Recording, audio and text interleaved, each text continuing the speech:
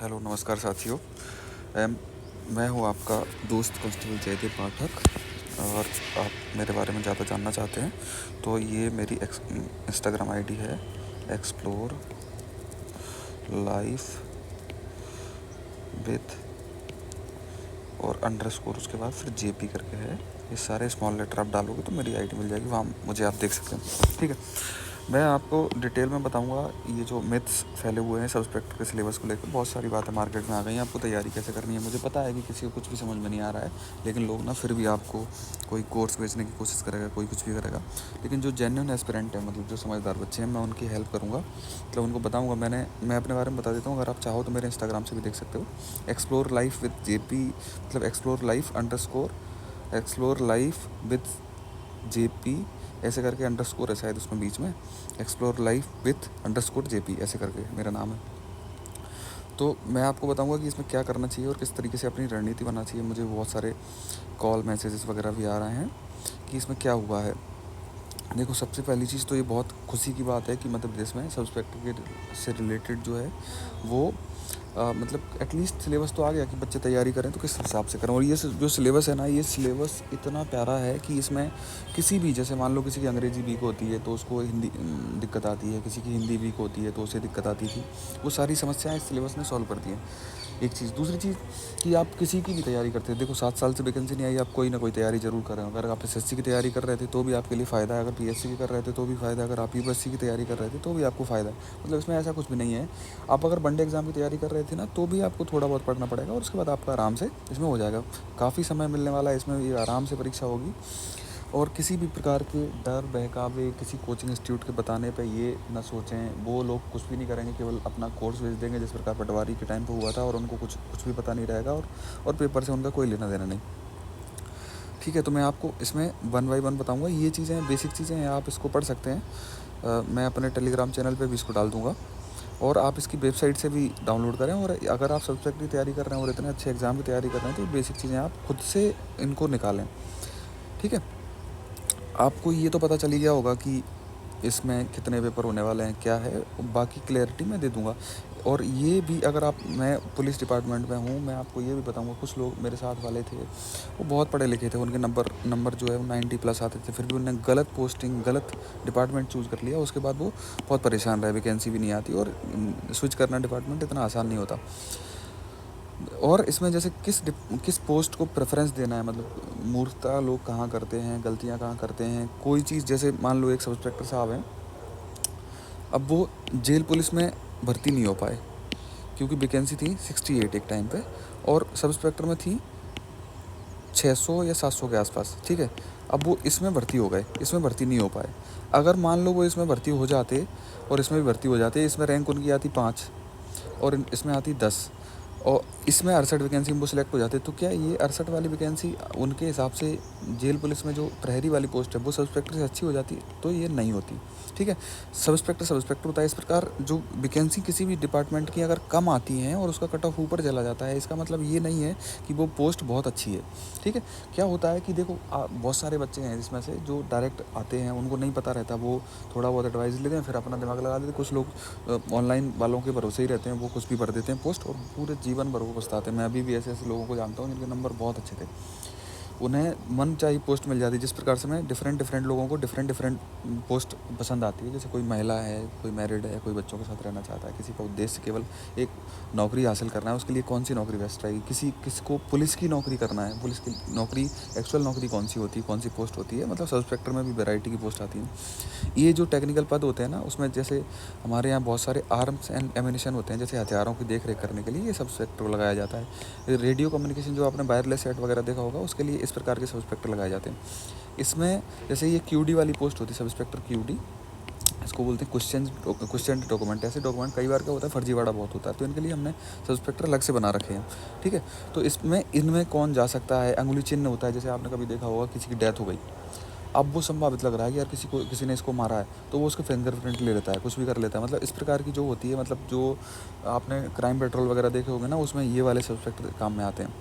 एक होता है फ़ोटो, इसका कोई काम नहीं होता। जैसे पुलिस विभाग में क्या होता है, अपन बाहर वाले व्यक्ति पे ट्रस्ट नहीं कर सकते उतना ज़्यादा, तो डिपार्टमेंट में ये फ़ोटो सेक्शन होता है, जो हमारा खुद के फ़ोटो वगैरह, खुद की पर्सनल जो लाइफ होती है वो पब्लिक में नहीं आती, पर उसको रिकॉर्ड करके रखते हैं ये लोग।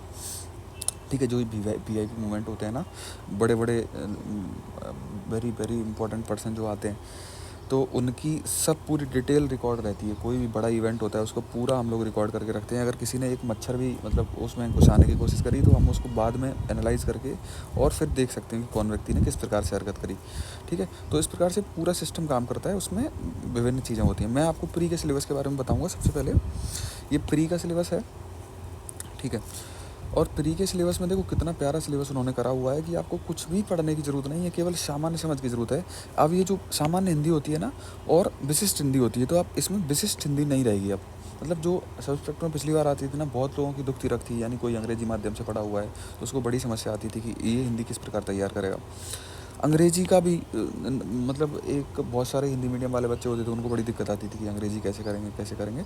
तो इस प्रकार उन्होंने क्या करा है, देखो 10 यूनिट बना दिए, बहुत प्यारी प्यारी। और 10 यूनिट इतनी इंटरेस्टिंग है कि पहली चीज़ तो आपको हिंदी। अब देखो आप इतने पढ़े लिखे हो, ग्रेजुएट हो, कोई भी टेक्निकल डिग्री आप करे होगे या नॉन टेक्निकल डिग्री करे होगे, तो आपको इतनी हिंदी तो आती होगी। और हिंदी में सामान्य जो समझ है, वो ज्ञान है, वो होना ज़रूरी है।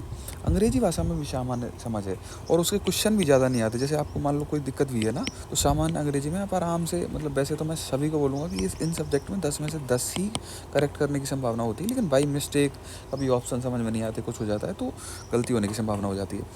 ठीक है, उसके बाद विश्लेषणात्मक क्षमता जो है, विश्लेषणात्मक क्षमता एक ऐसा टॉपिक है जिसमें क्या होता है कि आपकी जो समझ होती है बेसिक, कि 10 रुपये किलो गेहूँ हैं, अगर 10 किलो गेहूँ लूँगा तो कितने रुपए के आएंगे, ये विश्लेषण होता है। यानी इसको अपन जो बेसिक मैथमेटिक्स होता है उससे जोड़ सकते हैं, या फिर अपन जो बेसिक रीजनिंग पावर होती है उससे जोड़ सकते हैं। लेकिन इसमें जो चीज़ होगी ना, वो संख्यात्मक चीज़ें होंगी। मतलब ऐसे अ, आप जैसे मान लो मैंने कोई डायग्राम बना के दे दिया, अब आप विश्लेषण करके बताओ कि इससे मिलता जुलता डायग्राम कौन सा है उसमें। ठीक है, तो इस प्रकार से मतलब देखने की चीज़ें होंगी कि आप उसको देख के आप विश्लेषण कर पाओ कि यार ये चीज़ ये होनी चाहिए, इस प्रकार की। उसमें ये तर्क शक्ति वाला जो सेक्शन है ना, इसमें तर्क में क्या होता है, रीजनिंग वाले जो डिफरेंट जो ऐसे रीजनिंग के चैप्टर या क्वेश्चन जो मैथमेटिक्स से मैच नहीं करते, तो वैसे इसमें आ जाएंगे। तो ये दोनों जो चैप्टर हैं, देखो प्यारे से जो है मैथ और रीजनिंग के दो हैं, जिसमें बेसिक मैथमेटिक्स और बेसिक रीजनिंग आपको कवर करनी रहेगी। ठीक है, ये इन सभी में ऑलमोस्ट सारे नंबर आएंगे। मतलब 10-10 क्वेश्चन भी अगर इनके आते हैं ना, इसके क्वेश्चन क्या हो सकते हैं, 9 भी आ सकते हैं, 12 भी आ सकते हैं, एक किसी के भी, और 10 के आसपास आ सकते हैं। वो डिपेंड करेगा कि वो उनके पास क्वेश्चन की अवेलेबिलिटी कैसी है और वो किस क्वेश्चन को डालना चाहते हैं। तो ये देखो, ये 1 2 3 और 1 4, इनमें आपको सामान्य समझ, यानी 100% आप स्कोर कर सकते हो, कोई माइनस मार्किंग तो है नहीं, आराम से लगाओ। मैं आपको ये तरीके भी बताऊंगा। यानी बहुत सारे कोचिंग वाले आपको बहुत सारी डर फैलाएंगे, डराएंगे कि ये समस्याएं आ सकती हैं, ये हो जाएगा, हमारा कोर्स कर लीजिए तो सारी प्रॉब्लम सॉल्व। वो आपको 4-4 घंटे की क्लास में व्यस्त रखेंगे। इसका सिलेबस इतना बड़ा है ही नहीं कि आपको 4 घंटे 5 घंटे से ज़्यादा पढ़ना भी पड़े। आप तसल्ली से 2-3-4 घंटे अगर डेली पढ़ेंगे ना, तो आप आराम से सिलेबस कवर कर लेंगे। और मैं स्ट्रेटजी इसकी बनाते रहूँगा धीरे धीरे। ठीक है, तो उसमें मैं एक दिन में ये कवर कर दूंगा, एक दिन में ये कवर कर दूंगा, एक दिन में ये कवर कर दूंगा, एक दिन में ये, या हो सकता है जैसे आप लोगों की डिमांड रहेगी कि मतलब ज़्यादा हो रहा है एक दिन में कवर करने में, अंडरस्टैंडिंग में दिक्कत आ रही है, तो उसके टुकड़े भी कर लूँगा। इस प्रकार से मैं बताते रहूँगा। और इसका वेटेज भी बताऊँगा कि आपको किस चैप्टर पर कितनी मेहनत करनी है, क्योंकि कई लोग क्या करेंगे, गलत मेहनत करेंगे। जैसे कोई व्यक्ति करंट अफेयर पढ़ रहा है, और करंट अफेयर ऐसा सब्जेक्ट है जिसको अपन कंप्लीट नहीं पढ़ सकते। ठीक है, इसके लिए आप सामान्य सा कभी जैसे नाश्ता वास्ता करते हो ना, उस टाइम के लिए जो अच्छा न्यूज़पेपर है, टेलीग्राम चैनल वगैरह मैं बता दूंगा, या मैं खुद ही अपने टेलीग्राम चैनल पे न्यूज़पेपर वगैरह डाल दिया करूँगा, जो भी इंपॉर्टेंट न्यूज़पेपर हैं। उसके लिए आपको जैसे जनसत्ता वगैरह है ना, ऐसे न्यूज़पेपर जिनसे आपकी जो सामान्य हिंदी भाषा का बोध है ना, वो भी बढ़ेगा।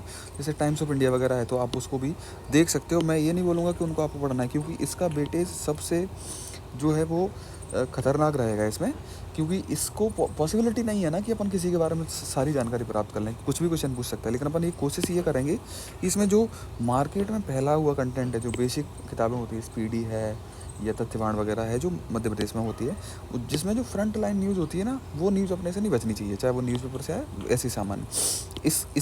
इसमें अपन को 100% ले आने की कोशिश नहीं करनी है, ठीक है। बाकी सारे सब्जेक्ट जो हैं, जैसे इतिहास है, अब इतिहास में जो अपन पढ़ेंगे, जो इसमें मेंस में दिया हुआ है ना, उस इतिहास को पढ़ेंगे, बस उतना ही पढ़ेंगे। क्योंकि इतिहास है मतलब जिसकी कोई सीमा ही नहीं। आप देखोगे इतिहास में क्या ही पढ़ सकते हो, आप कुछ भी पढ़ सकते हो, किसी किताब के अंदर जाकर पढ़ लो, इतिहास में कई सारी किताबें लिखी हुई हैं, तो आप क्या क्या कर सकते हो। तो अपन इसमें सामान्य जो इतिहास है ना वो पढ़ेंगे, और अपने जो मेंस में दिया हुआ है ना वो वाला इतिहास पढ़ेंगे। उसके अलावा जैसे जो नागरिक शास्त्र है, अब नागरिक शास्त्र में कई लोगों को तो इसका शब्द समझ में नहीं आया, वो टीचर हैं और अभी आपसे बहुत सारी मतलब कोई 1500 रुपये का कोर्स बेच देंगे और बता देंगे ये पढ़ना है, बाद में गूगल सर्च करेंगे और फिर पता करेंगे यार नागरिक शास्त्र का मतलब क्या होता है। ये मतलब ऐसा सब्जेक्ट है जो आपने कोई CBSE बोर्ड, ICSE बोर्ड से पढ़ा होगा ना, तो उसको 5वीं क्लास से लेके और 8वीं क्लास तक मिला होगा, जिसको सिविक्स बोलते हैं, ठीक है। तो ये जो सिविक्स वाला सब्जेक्ट है, यानी सिविक्स में क्या होता है कि बेसिक फंडामेंटल राइट हैं, बेसिक गवर्नेंस के टूल हैं। जैसे मान लो आप कहीं जाते हो और आपका कलेक्टर कोई सुनवाई नहीं करता, तो आप उसके खिलाफ क्या कर सकते हो, गवर्नेंस का सिस्टम होता है उसमें। यानी सिविक्स में आने वाला जो जैसे मान लो सरकार है और कोई व्यक्ति है, सिटीजन है, नागरिक है, इनके बीच में जो बिजनेस चलता है, मतलब जो भी इंटरेक्शन चलता है ना, उसके बीच में प्राप्त जो साधन है, जो संविधान ने अपन को दिए हुए हैं, वो चीज़ें अपन को पढ़नी है बस। इसमें भी अगर अपन ज़्यादा पढ़ने की इच्छा रखते हैं ना, तो अपने को क्या है, मेंस में डिटेल में सिलेबस दिया हुआ है, उस सिलेबस को अपन कवर करेंगे जिससे मेंस की तैयारी हो। क्योंकि ये तो है क्वालिफाइंग, और इस क्वालिफाइंग में अगर 500 वैकेंसी आती है ना, तो 500 इंटू 10, ठीक है, तो 5000, यानी 5000 में आना है, तो ये कोई बड़ी बात तो है नहीं, ठीक है। अगर 700 आती है तो 7000 में आना, 1000 वैकेंसी आती है तो 10,000 में आना, तो ये चीज़ रहेगा, ठीक है। तो इसमें आना, लेकिन अपन मेंस का तैयार कर लेंगे, क्योंकि मेंस में क्या होता है कि 600 नंबर का पेपर है, हो सकता है उसमें 100 क्वेश्चन पर पेपर हो सकता है 120 क्वेश्चन पर पेपर हो, 2.5 नंबर का हो सकता है या 3 नंबर का हो सकता है। अगर माइनस मार्किंग वो 1/4 देगा ना, तो वो 120 क्वेश्चन डालेगा, जिससे माइनस मार्किंग में उसको कोई दिक्कत नहीं आएगी। और जहाँ तक मेरा एक्सपीरियंस बोलता है ना कि मतलब 1/3 जो माइनस मार्किंग बहुत बहुत हार्ड होती है, तो 100 क्वेश्चन बनाने की बहुत कम संभावना है, क्योंकि 100 से उसको 300 करना है, तो वो 120 करेगा। और इसमें मतलब 1/3 माइनस मार्किंग करना पड़ेगी, तो इसलिए बढ़िया है वो 1/4 करेगा, क्योंकि 1/4 जो माइनस मार्किंग होती है उसका विशेष इम्पैक्ट नहीं होता है। मतलब उसमें क्या होता है कि सामान्य इम्पैक्ट होता है उसका, थोड़ी जो एग्ज़ाम लेने परीक्षा का स्तर है उसको मेंटेन करने के लिए वो बहुत अच्छी होती है, तो वो वही रहेगी संभावित है। जब भी नोटिफिकेशन आएगा उसको देख लेना आप आराम से, ठीक है। उसके बाद इतिहास की अपन ने बात कर ली, भूगोल की बात करेंगे। ज्योग्राफी में अपन इंडियन ज्योग्राफी पे ज़्यादा फोकस करेंगे, और एमपी की ज्योग्राफी को 100% कर लेंगे, ठीक है। और सामान्य जो वर्ल्ड की ल्यूसेंट में दी हुई नदियाँ, तालाब वगैरह, झीलें जो भी हैं बड़ी बड़ी हैं जो हैं, वो मेजर अपन पढ़ लेंगे। इसमें भी अपन क्या करेंगे कि जैसे मैं आपको बताऊँ, ये सारे सब्जेक्ट हैं, इसमें अपन 100% करने की कोशिश करेंगे। बाकी कुछ सब्जेक्ट जैसे इसमें सबसे कम स्कोर रह सकता है और सरल क्वेश्चन आएंगे तो वो भी ज़्यादा हो सकता है। फिर उसके बाद साइंस, फिर उसके बाद ये वाला सब्जेक्ट, इसमें भी 100% की कोशिश करेंगे, फिर ये वाला सब्जेक्ट। यानी इस प्रकार से अपन को रणनीति बनानी है। कुछ ऐसे सब्जेक्ट हैं जिसमें अपन 100% स्कोर कर सकते हैं, जिसकी वजह से आप 100 में से 90 तक आराम से पहुंच सकते हो, ठीक है। अब साइंस बचा, तो साइंस में अपन को पढ़ना क्या है, साइंस में अपन को पढ़ना है स्पेशली बायोलॉजी, फिजिक्स और केमिस्ट्री के बेसिक फंडामेंटल जो सिद्धांत होते हैं ना, वो सब अपन को, सामान्य चीज़ें जैसे न्यूटन का फार्मूला, उसमें क्या क्या दिया हुआ है, वो सब चीज़ें, ठीक है। इस पर कंप्यूटर का ज्ञान, कंप्यूटर में बेसिक अंडरस्टैंडिंग, कंप्यूटर बहुत इंपॉर्टेंट पार्ट है आज लाइफ में। इवन कई सारे लोग परेशान होते रहते हैं, पुलिस वालों के पास आते हैं कि भैया हमारा ये हैक हो गया, ये हो गया। अब उनको ही नहीं आता भाई, तो वो हेल्प कैसे करेंगे। तो ये चीज़ें फंडामेंटल है, और ये मैं जानता हूँ पर्सनल लाइफ में लोगों को भी ये चीज़ें आनी चाहिए। तो ये सारा हो गया प्री का सिलेबस। अब मैं आता हूँ मेंस की तरफ। मेंस के सिलेबस से पहले इसमें फ़िजिकल दिया हुआ, देखो ये भी कितना अच्छा है। इसमें क्या फ़ायदे की बात ये है कि 600 नंबर का तो मेंस है और 100 नंबर का फ़िजिकल है, तो यानी फ़िजिकल का जो इम्पैक्ट है ना वो ज़्यादा नहीं है। अगर आप इसका परसेंटेज निकालोगे तो उस परसेंट के बेसिस से ये बहुत कम परसेंट में आएगा, तो यानी फ़िजिकल का इम्पैक्ट तो है पर ज़्यादा नहीं। फिर 50 नंबर का इंटरव्यू भी है, तो यानी 150 नंबर ये है और 600 नंबर ये है। तो यानी आपका जो इम्पोर्टेंट पार्ट है सिलेक्शन कराने में वो है मेंस, यानी जो द्वितीय परीक्षा होगी ना आपकी मेंस, वो सबसे इम्पोर्टेंट पार्ट रहेगा, जिसमें अगर आपने अच्छा स्कोर कर दिया तो अगर इंटरव्यू और फिजिकल में मिला के आपको 150 में से 50% भी मिलते हैं ना, 75, और उधर मेंस में आप 50 नंबर प्लस रहते हो, तो आपको इनसे हाथ पैर जोड़ने की ज़रूरत नहीं है कि भाई मेरा फिजिकल में ज़्यादा नंबर आ जाए या मेरे इंटरव्यू में ज़्यादा नंबर आ जाए। लेकिन किस्मत है कि आप उसमें भी आपके हो सकता है तीनों इवेंट में अच्छे नंबर आ जाए, ठीक है। उसमें एक और फ़ायदा क्या है, जैसे पीएससी वाले बच्चे हैं, वो किस लिए फॉर्म नहीं डालते सब इंस्पेक्टर का, कि उनको पता है कि यार रनिंग में 2:40 में होगी तो फेल हो जाएंगे। अब वो सिस्टम ही नहीं है, आप आराम से आओ, 3 मिनट में नंबर कम मिलेंगे। आप मतलब गोला भी कम फेंक सकते हो, जंप भी कम कर सकते हो। अगर आप में दम है तो आप मेंस में स्कोर करो, अगर आप में दम है तो आप फिजिकल में स्कोर करो। तो यानी फ़ायदा नुकसान कहीं भी नहीं है इसमें। ईजिली पास फेल होना है ना, वो बहुत आसान कर दिया है इन लोगों ने, ठीक है। उसके बाद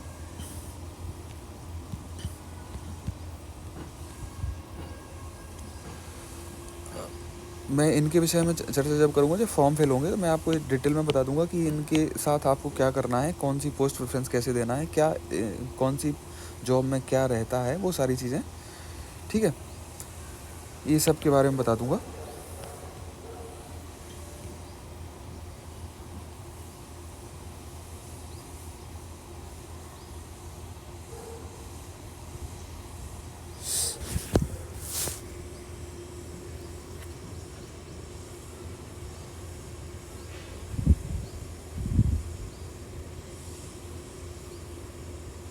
अब ये है आपका मेंस के बारे में थोड़ी सी जानकारी यहाँ ये दे रखा है। ये सब बातें आपने पता कर ली होंगी अब तक तो, अगर आप सीरियस एस्पिरेंट हैं तो। और ये यहाँ से अपन शुरू करते हैं इसका पाठ्यक्रम। ये है प्रथम प्रश्न पत्र, 300 नंबर का हो रहा है।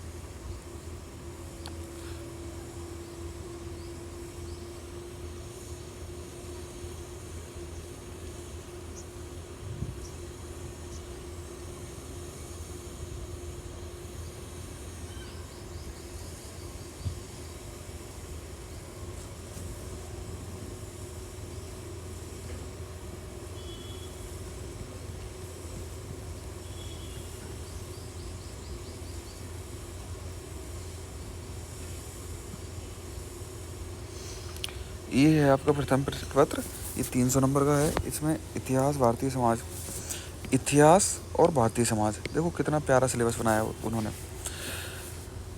इसमें इतिहास के ये चैप्टर दे रखे हैं, इनमें अपन ये बिल्कुल चैप्टर बाई चैप्टर तैयारी करेंगे।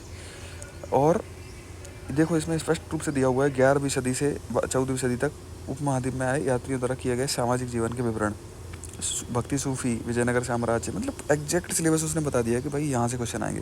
स्वतंत्रता के बाद जो भारत का पुनर्गठन हुआ ना, जैसे देसी रियासतें अपनी 500-550 थी, 592 के आसपास, वो सबको इकट्ठा करके, मतलब जो टोटल प्रिंसली स्टेट्स और देसी रियासतें थी ना, वो सब मिला के भारत कैसे बना, उसमें दिक्कतें क्या आई, वो सब चीज़ें अपन इसमें देख लेंगे। विशेषताएं क्या है, भारत एवं मध्य प्रदेश की जनसांख्यिकी, मतलब पॉपुलेशन जो है, डिस्ट्रीब्यूशन है, वो कैसे है इंडिया का और मध्य प्रदेश का भी, ठीक है। और मध्य प्रदेश की जनजातियाँ, जो कि बहुत इंपॉर्टेंट चैप्टर इन्होंने जोड़ा है। महिलाओं और महिला संगठनों की भूमिका। अब इसमें महिलाओं के संगठन, जैसे आपने देखा होगा गाँव में जो सेल्फ हेल्प ग्रुप होते हैं ना महिलाओं के, वो खाना बनाने का काम करती हैं। तो ऐसे महिलाओं के बहुत सारे संगठन हैं, जैसे कमीशन होते हैं, और ठीक है, और जनसंख्या संबंधी मुद्दे, क्या क्या समस्याएं आ रही हैं, वो चीज़ें समझनी होगी, ठीक है। गरीबी और विकासात्मक मुद्दे क्या हैं, शहरीकरण क्या है, मतलब जैसे अभी शहरों की संख्या बढ़ रही है, शहरों का साइज़ बढ़ रहा है, ठीक है, उनकी समस्याएं और उनके उपचार क्या हैं। भारतीय समाज पर ग्लोबलाइजेशन का प्रभाव, वैश्वीकरण का प्रभाव क्या पड़ा है भारत पर। जैसे हम लोग क्या होता है, बेस्ट से टेक्नोलॉजी सीख रहे हैं, कल्चर सीख रहे हैं, हमारा जो पहनावा है आज की जनरेशन का, वो सब बेस्ट का ही पहनावा है, पैंट शर्ट इंडिया का पहनावा नहीं है। तो इस प्रकार से हम उसको समझेंगे। बहुत प्यारा सिलेबस रहेगा इसमें। इसमें विशेष रूप से पढ़ने की ज़रूरत नहीं रहेगी। जैसे मान लो आप, इसमें क्या होगा, मैं आपको ऐसे ऐसे तरीका बताऊंगा, एक क्वेश्चन बना के बताऊंगा, जिसमें आप ईजिली, आपको एक कॉमन सेंस का इस्तेमाल करना होगा। और अगर आप कॉमन सेंस डेवलप कर लेंगे, देखो पढ़ने से तो इसमें कुछ भी टिक नहीं कर सकते आप। अगर आप कॉमन सेंस डेवलप कर लेंगे तो मैं आपको बताऊंगा कि वो आप 100% उसमें सही आंसर टिक करेंगे। सेम मैं आपको मैथ रीजनिंग में बताऊंगा, एक भी क्वेश्चन गलत नहीं होगा। मैं एसएससी जीडी में, मैं CISF में सिलेक्टेड हूँ, जिसमें मेरे मैथ रीजनिंग में 50 में से 50 सही थे। और अभी भी मेरा, मतलब ये वनडे एग्ज़ाम मैंने काफ़ी दिनों से दिए नहीं है, मतलब लेकिन ये सब इंस्पेक्टर मैं दूंगा। क्योंकि मैंने पीएससी का मेंस वगैरह लिखा हुआ, तो मेरे को लगता था कि टाइम मिल जाएगा, पुलिस की नौकरी है, तो मैं कोशिश करा, लेकिन यार वो छुट्टियाँ उतनी ज़्यादा नहीं मिल पाती, दिक्कत आती है, तो डिफ़िकल्ट रहता है। कैटेगरी भी अगर आप जनरल की तरफ जाओगे तो कंपटीशन बढ़ता ही जाता है। ठीक है, उसके बाद इसमें सेकंड पार्ट जो दिया हुआ है, देखो ये दिया है राजनीति से संबंधित है। इसमें शासन, अभी बहुत सारे लोगों को तो जैसे शासन काम कैसे करता है वो नहीं पता होगा, तो ये बेसिक अंडरस्टैंडिंग का पार्ट होता है, ये अपन को पता होना चाहिए। और ये चीज़ें मतलब मैं नहीं मानता कि कोई व्यक्ति कोचिंग पढ़ाने से ये चीज़ें समझ में आती हैं। ये चीज़ें आती हैं आप डिपार्टमेंट में, किसी भी छोटे डिपार्टमेंट में। आप जैसे 1 to 3 नंबर मैं बताता हूँ, अगर MP01 है ना, उस डिपार्टमेंट में MP02 है, MP03 है, ये डिपार्टमेंट है, इनके गाड़ी के नंबर बता रहा हूँ मैं। MP02 में आप देख लेना, जैसे ये तो राष्ट्रपति गवर्नर वगैरह को लगती है ये वाली गाड़ी, लेकिन MP02 में जैसे हाई कोर्ट है या अपना जिला प्रशासन है, वो है। MP03 पुलिस की गाड़ी होती है। तो इस डिपार्टमेंट में इनमें से किसी भी एक में कोई व्यक्ति कोई काम करता है, तो वो भी व्यक्ति इस चीज़ को बहुत अच्छे से समझता है। अब इसके अलावा अपन विधायक तो होंगे नहीं ना, अपने घर में कोई विधायक होगा कि अपन उस तरीके से उसको समझते हैं। ठीक है, तो ये समझने की चीज़ें हैं इसमें। अपन जो बेसिक बुनियादी चीज़ें हैं वो अंडरस्टैंडिंग वाला पार्ट बहुत अच्छा है इसमें, इसलिए क्योंकि अभी तक आप देखे होगे ना, सब्जेक्ट की क्वालिटी बहुत ही अच्छी नहीं थी, मतलब कम पढ़े लिखे टाइप। हिंदी एक भाषा है, उसका ज्ञान से कोई लेना देना नहीं है। अंग्रेजी एक भाषा है, उसका कोई ज्ञान से लेना देना नहीं है। अगर आपको अंग्रेजी हिंदी कोई भी बहुत अच्छी ग्रामर आती है, उससे क्या लेना देना। अगर आपको अंग्रेजी साहित्य आता है, अगर आपको हिंदी साहित्य आता है, तो वो ज्ञान से लेना देना है। ठीक है, उसके अलावा मैं अब जैसे इसमें भी कॉमन सेंस काम करेगा। और भारतीय संविधान ऐतिहासिक आधार, मतलब जैसे आप पढ़ते हो 1773 से संविधान बनना शुरू हुआ था धीरे धीरे, कि इसमें कोई एक्ट आया था। इवन मैं तो बोलता हूँ 1765 के आसपास जब कलेक्टर का पद वगैरह आया था ना, वो सारी चीज़ें, तो वहाँ से शुरुआत होती है। विकास कैसे होता है, एवोल्यूशन कैसे होता है, क्या क्या बदलाव होते हैं। जैसे 1761 में क्या होता है, 1857, जैसे 1861 की बात करें अपन, 1860 में 1857 की क्रांति हुई, भयंकर बदलाव हुए थे संविधान में। मतलब अपने जो संविधान का जब विकास हो रहा था ना, तब उस चीज़ें, क्योंकि बाद में अपन ने वही चीज़ें अपने संविधान में भी डाली हुई हैं। क्योंकि अच्छी चीज़ दुश्मन की भी एक्सेप्ट कर लो ना, तो जैसे मान लो अपना दुश्मन है, वो बढ़िया एक्सरसाइज वगैरह करता है, हेल्दी रहता है, तो उसकी चीज़ अपन भी एक्सेप्ट कर लेनी चाहिए। ठीक है, विशेषताएं क्या हैं, संशोधन कितने हुए, क्योंकि अपना संविधान वो जीवित संविधान है। तो जीवित संविधान कैसा, मतलब जिसमें अगर मान लो लग रहा है कि अब अपन को नई चीज़ों की ज़रूरत है, नई कानूनों की ज़रूरत है, तो अपन कानून बना लेते हैं नए, उसमें बदलाव कर लेते हैं। सब चीज़ें संविधान से ही शुरू होती हैं। मतलब हर कोई नियम आप देखते होगे ना, कोई भी नियम कायदे, वो सब संविधान ही उनका मूल है। उसके महत्वपूर्ण प्रावधान क्या है, बुनियादी संरचना क्या कैसी है, कैसा संविधान है, क्या उसके जो पॉलिटी में आप पढ़ोगे। केंद्र और राज्य जो होते हैं ना, उनके उत्तरदायित्व कैसे हैं, मुद्दे क्या क्या हैं उनके बीच में। जैसे राज्य और केंद्र में लड़ाइयाँ बनी रहती हैं, राज्य में लड़ाइयाँ बनी रहती हैं। और पैसे का आना जाना किस प्रकार से, जैसे जीएसटी का वितरण होता है अभी, तो वो किस प्रकार से किस रेशो में होता है। इस प्रकार की जो सामान्य समझ वाली बातें हैं ना, इनमें अपन डिटेल में चर्चा करेंगे। ठीक है, विभिन्न अंगों के बीच शक्तियों का पृथक्करण, विवाद। अब जैसे कई सारी बॉडी है ना, उनके बीच में पावर का डिस्ट्रीब्यूशन कैसे होता है, जैसे जुडिशरी में और एग्जीक्यूटिव में पावर डिस्ट्रीब्यूशन कैसे होता है। इस प्रकार की जो बातें होती हैं, निवारण के तरीके क्या हैं। बहुत सारी संस्थाएं हैं जिसमें आपस में विवाद बना रहता है। जैसे मैं अभी CBI है, ED है, इनका स्टेट पुलिस के साथ बहुत मैटर चलता रहता है। संसद, राज्य विधायिका संरचना क्या होती है, कामकाज क्या होता है। अब जैसे अपनी इंडिया की पार्लियामेंट है, और जो राज्य की जिसमें MLA बैठते हैं ना, लेजिस्लेचर है, वो उनके काम क्या होते हैं, कारोबार का संचालन। मतलब ये बहुत अंडरस्टैंडिंग वाला पार्ट दिया है भाई। उसमें आपको सब्जेक्ट थोड़ी रहना है। हो सकता है आप कल के दिन MLA बनो, कुछ करो, तो आपको अंडरस्टैंडिंग तो होनी चाहिए पब्लिक के बीच में, फिर आपकी हंसी मजाक ना उड़ाया जाए कि भाई तुझे तो ये भी जानकारी नहीं है। ठीक है, विशेषाधिकार क्या होते हैं, जैसे मान लो कोई व्यक्ति किसी पद पे इलेक्ट हो जाता है, तो उसको कौन कौन से विशेषाधिकार होते हैं। ठीक है, कार्यपालिका क्या होती है, न्यायपालिका क्या होती है, उसके विषय में उनकी संरचना, संगठन, कामकाज, सरकार के मंत्रालय, विभाग, दबाव समूह। जैसे दबाव समूह क्या होते हैं, जैसे मान लो किसानों का कोई संगठन है, जैसे भारतीय किसान यूनियन है, तो वो सरकार पे दबाव बना के कोई काम करवाता है। तो वो दबाव समूह कितने प्रकार के होते हैं, कौन कौन से होते हैं, वो सब अपन इसमें डिस्कस करेंगे और अध्ययन करेंगे।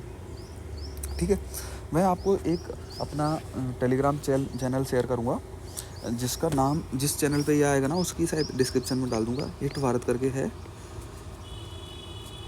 उस टेलीग्राम में जितने भी बच्चे मेरे साथ जुड़ना चाहेंगे ना, मतलब तैयारी तक, क्योंकि हम लोग भी एग्ज़ाम देंगे, बहुत सारे सिलेक्टेड बच्चे हैं जो मेरे साथ जुड़ेंगे। और बहुत सारे ऐसे बच्चे हैं जिनने UPSC तक का प्री निकाला हुआ है। तो कोई सी सेट में फेल हो गया इस प्रकार से, तो वैसे वाले बच्चे, किसी की पसंद की जॉब है कि कई लोग प्लाटून कमांडर हैं, कई लोग यूपी पुलिस में सब इंस्पेक्टर हैं, वो सब लोग भी आएंगे। तो ऐसे सब लोगों का अपन ग्रुप मिला के जोड़ के, मतलब ये कोई टीचर स्टूडेंट वाला रिलेशन नहीं रहेगा। मुझे आप अपना दोस्त कंसीडर कर सकते हैं, क्योंकि मैं पुलिस में भी दोस्त बन के ही नौकरी करता हूँ। मतलब मैं पुलिस वाला दोस्त कहना पसंद करता हूँ अपने आप को, क्योंकि देखो अपना देश एक है, मैं अंग्रेज़ों की पुलिस से तो आता नहीं हूँ, हिंदुस्तान एक है। और मैं भी चाहूँगा कि मेरे साथ जितने लोग भी जुड़े हैं वो एक अच्छी पुलिसिंग करें बाद में जाके। तो उसकी भूमिका हमें यहीं से शुरुआत करेंगे। मैं आपकी बहुत सारी जगह हेल्प करके रहूँगा अगर आप मेरे साथ जुड़ते हैं तो। किसी प्रकार की कोई समस्या आपको आएगी तो मैं उसमें पर्सनल आपको सजेस्ट करूँगा, ठीक है। तो ये हो गया। उसके बाद गरीबी, भूख से संबंधित मुद्दे हैं, केंद्र राज्य कमज़ोर वर्गों के लिए कल्याणकारी योजनाएं क्या होती हैं, ठीक है, कौन कौन सी हैं, इनके लिए तंत्र कानून है, जैसे SC/ST एक्ट है, जो भी चीज़ें हैं वो किस लिए बनाए गए हैं, उनको अपन एक, मैं सामान्य भाषा में, क्योंकि मैंने ये सब चीज़ों का जो आप पढ़ोगे ना, ये सबका प्रैक्टिकल करा हुआ है और मैं इन चीज़ों को अच्छे तरीके से जानता हूँ। क्योंकि कई लोग इसी डिबेट में फंसे रहते हैं कि ये चीज़ गलत है, सही है। देखो सरकार ने जो बना रखी है ना वो चीज़ बहुत अच्छी है, क्योंकि सरकार में जो बैठे लोग हैं ना वो कहीं ना कहीं सोच समझ के ये सब करते हैं। फिर ये जो नया सिलेबस आपको दिखेगा ना, इसमें ये बहुत प्यारा सिलेबस है, मतलब इंटरेस्टिंग। ये सिलेबस मैं तो बोलता हूँ भारत में टीवी पे क्यों नहीं दिखाया जाता ये चीज़, मुझे बड़ा अचंभा होता है। वर्ल्ड में आप US वगैरह में देखोगे ना, तो जो सीक्रेट सर्विस एजेंट्स होते हैं ना, लोग तरसते हैं उनकी कार्रवाई देखने को। लेकिन इंडिया में जो अपने यहाँ इन्फिल्ट्रेशन होता है, अपने यहाँ नक्सलवादी समस्याएं हैं, उसके विषय में कोई मूवी बना देना तो उसको ज़्यादा नहीं देखते लोग। मतलब पता नहीं क्यों, अनअवेयरनेस है, इतना बड़ा देश है, इतनी एडवेंचरस चीज़ें होती हैं। तो आंतरिक सुरक्षा के जो मुद्दे हैं वो बहुत सारे मुद्दे हैं। जैसे अपने यहाँ छत्तीसगढ़ में, अपने MP में भी नक्सलवादी समस्या रहती थी पहले, अब तो बहुत एलिमिनेट हो गई, लेकिन अभी भी मजबूती से उसको बिल्कुल 0% टॉलरेंस के साथ ख़त्म करने की कोशिश कर रहे हैं। कश्मीर में टेररिज्म है, पाकिस्तान में भी पाकिस्तान से जो आने वाले लोग हैं, पंजाब में भी बहुत सारी चीज़ें चल रही हैं, नॉर्थ ईस्ट में भी अपने यहाँ कई सारी समस्याएं बनी रहती हैं। इवन महाराष्ट्र में आपने देखा होगा बस उड़ा देते हैं लोग। तो इस प्रकार के जो मुद्दे हैं ये बहुत इंपॉर्टेंट मैटर है, ये पता होना चाहिए अब लोगों। असल इंस्पेक्टर बनने जा रहा है और भविष्य में DSP बनोगे, किसी डेपुटेशन में किसी दूसरे डिपार्टमेंट में जाओगे, तो आपको जानकारी होनी चाहिए। मध्य प्रदेश का नाम रोशन करना है आप लोगों को भविष्य में जाके, ठीक है। ये अपना मध्य प्रदेश है, अपन को पढ़े लिखे सब इंस्पेक्टर बनाने और आगे चल के अच्छी पुलिसिंग करनी है। मतलब एक 2047 में जब भारत देश विकसित राष्ट्र बन जाएगा तो उस समय कोई विदेशी आता है कि भाई विकसित हिंदुस्तान कैसा है, तो उसको लगना चाहिए कि यार यहाँ का सिस्टम बहुत प्रॉपर काम कर रहा है। तो हम इस दिशा में एक सकारात्मक सोच के साथ चलें। कोई भी व्यक्ति नकारात्मक डिस्कशन आपके साथ कर रहा है कि ये परेशानी वो परेशानी, वो लोग कुछ भी नहीं है। वो लोग क्या है कि जो भ्रष्ट सिस्टम है उसको सपोर्ट करना चाहते हैं, और उस सिस्टम में जो जिस प्रकार के घोटाले आपने पटवारी वगैरह में देखो, उस प्रकार के घोटालों को सपोर्ट करते हैं। ऐसे लोगों को सपोर्ट ना करें। ये इसका मैंने पूरा एनालिसिस करा है। ये सिलेबस बहुत अच्छा है, इसमें कोई भी नेगेटिविटी नहीं है। जैसे कुछ लोग बोल रहे हैं कि इसमें सारे क्वेश्चन अटैम्प्ट करने होंगे, तो ऐसा नहीं है। आपको जितने करने हो करना। मैं एडवाइस करूँगा कि आप सारे ही अटैम्प्ट करना, क्योंकि मैं सारे अटैम्प्ट करूँगा। अगर 1/4 माइनस मार्किंग रहती है तो मैं सारे अटैम्प्ट करूँगा, 1/3 माइनस मार्किंग रहती है तो मैं 10 क्वेश्चन के आसपास छोड़ सकता हूँ। क्योंकि इसके बारे में मैं आपको डिटेल में बताऊंगा, अभी बताऊंगा तो ज़्यादा हो जाएगा थोड़ा सा, ठीक है।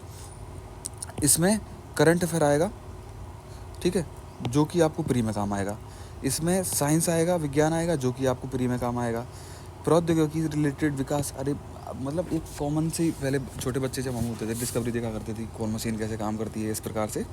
तो हमें ये जो सामान्य इंटरेस्ट है ना वो होना चाहिए कि भाई प्रौद्योगिकी टेक्नोलॉजी काम कैसे करती है, उसमें क्या क्या होते हैं, रोज़ डेली लाइफ में हम टेक्नोलॉजी का इस्तेमाल कैसे कर रहे हैं। अभी मोबाइल फ़ोन में ये जो iPad से रिकॉर्ड कर रहा हूँ, ये भी टेक्नोलॉजी का पार्ट है, जो अभी रिसेंटली बनी टेक्नोलॉजी है। इन्फॉर्मेशन टेक्नोलॉजी की बात करेंगे, जैसे मोबाइल फ़ोन है, अन्य प्रकार के तंत्र हैं, जिससे बात करती है सेना के अपने अलग सिस्टम होते हैं। अंतरिक्ष से रिलेटेड कितनी इंटरेस्टिंग चीज़ें होती हैं, कंप्यूटर है, रोबोटिक्स है, नैनो टेक्नोलॉजी है, नैनोटेक आपने देखा होगा, बायोटेक आपने देखा होगा, ठीक है, आर्टिफिशियल इंटेलिजेंस है, बौद्धिक संपदा अधिकारों से संबंधित, मतलब बहुत ही इंटरेस्टिंग पार्ट है ये। मैं इसको पूरे 1 लेक्चर में कवर कर दूंगा आपके लिए, मतलब मज़ा ही आ जाएगा आपको पढ़ने में, लाइफ में कभी भूल ही नहीं पाओगे। फिर संरक्षण, पर्यावरण प्रदूषण, क्षरण और पर्यावरण प्रभाव का आकलन, ये पर्यावरण से रिलेटेड है, जो कि सेंसिटिव हमको होना चाहिए। क्योंकि देखो हमें जीना है और हम अपनी जो घर है यानी पृथ्वी है उसको गंदा करके क्यों जिए। तो उसके सामान्य जो बातें हैं वो हमें पता होना चाहिए कि देखो अगर हम कुछ चीज़ का नुकसान कर रहे हैं तो उससे हमें नुकसान क्या हो रहा है। खुद के पैर पर कुल्हाड़ी मारने जैसा होता है जो व्यक्ति पर्यावरण को नहीं बचाता है, उसके खिलाफ काम करता है। क्योंकि देखो नासमझ होने की वजह से ना हम इतनी सारी गलतियाँ करते रहते हैं, तो इसको भी समझेंगे, ठीक है। इकोनॉमी का जो सेक्शन है, भारतीय अर्थव्यवस्था, योजना, संसाधनों को जुटाने, प्रगति, विकास तथा रोजगार से संबंधित विषय। तो ये चीज़ें सामान्य समझ में आएंगी। इसके भी मैं आपको लॉजिकल तरीके बताऊंगा जिससे आप बड़ी आसानी से सारे क्वेश्चन बना लेंगे पेपर में। ठीक है। नवीन तकनीकी जैसे सूचना और संचार प्रौद्योगिकी, अब ये आईसीटी पढ़ाई होगा। ठीक है। आईसीटी वाला पार्ट है सुदूर संवेदन। इसमें क्या होता है कि जैसे मान लो सुदूर संवेदन में कि कोई अंतरिक्ष से अपनी सुरक्षा के काम कर रहा है या जीआईएस वगैरह लगा रखा है उसने, मतलब इस प्रकार के कई सारे सिस्टम काम करते हैं। ठीक है। ये लिखा भी हुआ है अंतरिक्ष जीआईएस जीपीएस वगैरह कैसे काम करते हैं। ये यूएस की नेवी ने बनाया था सबसे पहली बार अपने लिए। वो आज वर्ल्ड में भयंकर फेमस हो रहा है। अब तो गूगल मैप भी आ गया। इस प्रकार से ये बहुत हेल्पिंग टेक्नोलॉजी है। आजकल लोग मतलब कारों में जीपीएस लगा के घर बैठे कारों की ट्रैकिंग करते रहते हैं, कहाँ जा रही है, कितनी स्पीड से जा रही है। कुछ भी चोरी होने की संभावना ही कम हो गई है। ठीक है। बायोटेक्नोलॉजी, नैनो टेक्नोलॉजी, ये फिर से वापस से रिपीट हो रही है उसमें। ठीक है। पुलिसिंग, देखो ये बहुत इंपॉर्टेंट चैप्टर है। इसमें मैं आपको, अब जो पुलिस में काम कर रहा है, मैं 8 साल से पुलिस में हूँ, वो व्यक्ति आपको कितने अच्छे तरीके से पुलिसिंग को बता पाएगा। क्योंकि बाहर वाले व्यक्ति केवल आपको गुमराह करने की कोशिश करेंगे। वो कुछ भी बोलेंगे और आपको लगेगा ये सच है, और फिर आप गलत करके आएंगे। बेसिक से क्वेश्चन गलत करके आते हैं ना, तो बहुत दुख होता है। यातायात ट्रैफिक मैनेजमेंट में कैसे क्या काम चलता है। स्थानीय नियोजन, स्थानिक नियोजन, गृह एवं क्रीड़ा आदि क्षेत्र में इनके अनुप्रयोग। ठीक है। अब इसमें जो ऊर्जा से संबंधित मुद्दे हैं, जैसे वर्तमान में कई सारे लोगों ने सोलर पंप वगैरह लगा रखे हैं, घरों में सोलर एनर्जी लगा रखी है उनके, ये बेसिक सामान्य समझ की बातें होती हैं। मैं एक बार बता दूंगा, आप कभी ज़िंदगी में भी इस चीज़ को नहीं भूल सकते कि परंपरागत और गैर परंपरागत और नवीकरणीय ऊर्जा कौन कौन सी होती है। कुछ लोग कन्फ्यूज होते हैं, वो कन्फ्यूजन क्लैरिटी के साथ दूर हो जाएगा। जब आप इंटरेस्ट के साथ किसी चीज़ को सामान्य चीज़ों से रिलेट करके पढ़ते हो ना, तो उसमें फिर भूलने की दिक्कत ही नहीं आती। लोकतंत्र में पुलिस सेवाओं की भूमिका, ये बहुत अच्छा चैप्टर इसमें जोड़ा गया है। मतलब मुझे सबसे ज़्यादा पसंद आया ये, क्योंकि दरअसल पुलिस सेवा का इम्पोर्टेंस इतना ज़्यादा है कि मैं आपको बता दूं, देश में जितने सैनिक शहीद नहीं होते उससे ज़्यादा पुलिसकर्मी शहीद होते हैं। ठीक है। लेकिन इसको रिकॉग्नाइज नहीं करा जाता। तो लोगों की समझ में किसी प्रकार से सिलेबस में डाला गया, तो लोगों को पता चलना चाहिए कि क्या भूमिका रहती है, क्या पुलिस किस प्रकार से काम करती है। बहुत सारे सब्जेक्ट आप, अगर आप इसकी ट्रेनिंग करोगे तो ट्रेनिंग में भी आपको सेमेस्टर पास करने होगा, उसमें भी ये सब चीज़ें आपको पढ़नी होंगी। तो आप यहाँ से ही पढ़ के जाओगे तो आपको वहाँ मेहनत नहीं करना पड़ेगी। ठीक है। विकास और उग्रवाद के बीच संबंध, अब जैसे डेवलपमेंट जो हो रहा है और जो उग्रवाद है, उनके बीच रिलेशन कैसा होता है। लोग मतलब उग्रवादी लोग विकास को अपोज करते हैं कि सपोर्ट करते हैं, कि विकास करवाना चाहते हैं इस प्रकार से। मतलब जैसे अभी कश्मीर में उग्रवाद चलता है, तो उग्रवादी क्या करते हैं कि जैसे हम लोगों ने मान लो कश्मीर में कोई बड़ा स्टेडियम बना दिया जिसमें काफ़ी 500,000 करोड़ रुपए लगा दिए। अब वो उग्रवादियों ने उसमें एक बम डाल दिया और उसको उड़ा दिया। तो विकास से इनका बीच में संबंध आपको समझ में आया कि देखो कितना खतरनाक है कि हम तो विकास करने का सोच रहे हैं, खेल संभावनाएं पैदा कर रहे हैं, लेकिन उग्रवादी लोग उसको अपोज कर रहे हैं। ठीक है। आंतरिक सुरक्षा के लिए चुनौती उत्पन्न करने वाले बाह्य राजकीय एवं गैर राजकीय कारकों। राजकीय कारक बाह्य कैसे होते हैं, जैसे मान लो पाकिस्तान स्पॉन्सर्ड टेररिज्म चलता है, चाइना स्पॉन्सर्ड चलता है, तो ये जो राजकीय और गैर राजकीय कैसे होते हैं, ऑर्गेनाइजेशन होते हैं। जैसे कई सारे इस्लामिक ऑर्गेनाइजेशन हैं जो इंडिया के खिलाफ बहुत सारे काम करते रहते हैं। ठीक है। तो बहुत सारी चुनौतियाँ, जैसे आईसिस का नाम सुना होगा आपने, ISIS, ऐसे, तो वो गैर राजकीय होते हैं। उनको स्टेट का सपोर्ट नहीं होता, लेकिन हाँ इनफॉर्मल भाषा में बोलेंगे तो कई सारे देश भी सपोर्ट करते हैं। ठीक है। संचार नेटवर्क के माध्यम से आंतरिक सुरक्षा को चुनौती, जैसे कई बार क्या होता है कि हमारा जो कम्युनिकेशन है ना, उसको डैमेज कर दिया जाता है। इसलिए आपने देखा होगा कि आर्मी अपना पर्सनल कम्युनिकेशन बना के रखती है, किसी को बताती भी नहीं है। ठीक है। तो वो चुनौतियाँ, आंतरिक सुरक्षा से चुनौतियाँ, मीडिया, सामाजिक नेटवर्किंग, जो सोशल नेटवर्क की साइट है ना, या अपन इंस्टाग्राम, फेसबुक, यूट्यूब ये चलाते हैं, की भूमिका कैसी है। ठीक है। ये आंतरिक सुरक्षा में कई बार क्या होता है, सोशल मीडिया पर कोई चीज़ वायरल कर दी जाती है और मतलब फेक न्यूज़ वायरल करके लोगों को गुस्सा दिला दिया जाता है। साइबर सुरक्षा जो वर्तमान में सबसे बड़ा मुद्दा है, धन शोधन और इसे रोकना। ठीक है। बाह्य एवं आंतरिक सुरक्षा के मुद्दे, क्योंकि पुलिस दरअसल यही काम करती है, तो ये सिलेबस में होना चाहिए। संगठित अपराध मतलब ऑर्गेनाइज क्राइम कैसे होते हैं, जिसमें व्यक्ति मतलब प्लान बना के, जैसे आपने पुष्पा मूवी देखी होगी, तो वो चंदन की तस्करी मतलब ऑर्गेनाइज तरीके से करता है। तो ऐसे क्राइम जो ऑर्गेनाइज तरीके से करे जाते हैं, प्रॉपर चैनल बना के, प्रॉपर संगठन बना के। और कुछ होते हैं अनऑर्गेनाइज क्राइम, जैसे कोई रास्ते में चलते कभी उसका मन करा तो उसने चैन लूट ली, पैसे कम थे, तो वो अनऑर्गेनाइज क्राइम में आ जाता है। ठीक है। आतंकवाद के बीच संबंध, इन दोनों के बीच में संबंध, इसके बारे में अपन को उसमें अध्ययन करना रहेगा। तर्क एवं अंकों की व्याख्या, यानी इसमें आएगा आपका मैथ रीजनिंग, जो कि आपका प्रीलिम्स में भी आएगा। तो देखो ये चीज़ आपको यहाँ से कवर करनी है। इसमें जो बढ़िया मस्त चैप्टर जोड़ा हुआ है, ये जोड़ा हुआ है आंकड़ों का प्रबंधन एवं व्याख्या, चार्ट, ग्राफ, तालिका, तथ्यांक की पर्याप्तता आदि। ठीक है, इसमें बेसिक बेसिक क्वेश्चन आएंगे और ये अच्छा चैप्टर है, जो कि पीएससी में भी था, ये पीएससी मेंस में। ठीक है, आधार, संख्याएं, सांख्यिकी और प्रायिकता, देखो ये प्रोबेबिलिटी वाला चैप्टर है। ठीक, उसके बाद अनुपात, समानुपात, इकाई विधि, ये यूनिट डिजिट जो होता है ना, कि यूनिट डिजिट कैसे पता करना है, अनुपात, समानुपात, रेशियो, प्रोपोर्शन आप पढ़ते होंगे, लाभ, हानि, प्रतिशत, छूट, साधारण, चक्रवृद्धि ब्याज। मतलब इसमें बिल्कुल सिंपल सा सिलेबस है, ये बिल्कुल आसानी से करा जा सकता है। ये रीजनिंग वाला पोर्शन भी समझ सकते हो, आधार संख्याएँ वगैरह, और ये मैथमेटिक्स में भी समझ सकते हो आप इसको।